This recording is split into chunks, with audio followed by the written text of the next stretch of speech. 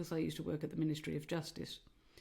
And I got woken up at 2 or 3 o'clock one morning by a phone call for the duty press officer. Big up, George, if you're listening.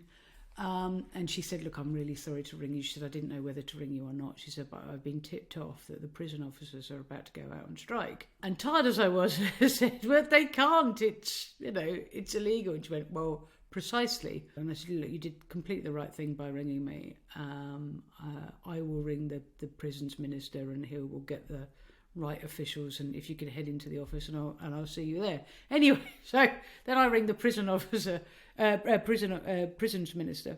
I was delighted to be rung at that time of the morning, as you can imagine. Actually, no, he was fine. And then so cut to 4 o'clock or 5 o'clock in the morning, we're all in the office.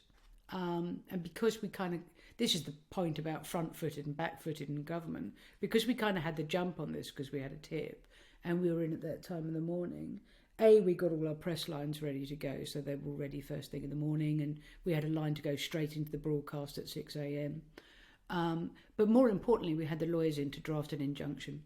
So, no sooner did their boots hit the outside ground, if you like, and the courts opened, then we went to court to seek an injunction to force them back to work because it is illegal. And I think it was all over by lunchtime. But having said all that, at the same time as we were doing all that, we had enormous sympathy for the prison officers. I mean, at the time that they went out on strike, they went out in protest over the excessive levels of violence in their workplace. There was record levels of violence in the workplace. There was a flood of what we used to call legal highs. They've been made illegal since then. But things like spice and Mamba, which are cheap and awful drugs, which send people psychotic.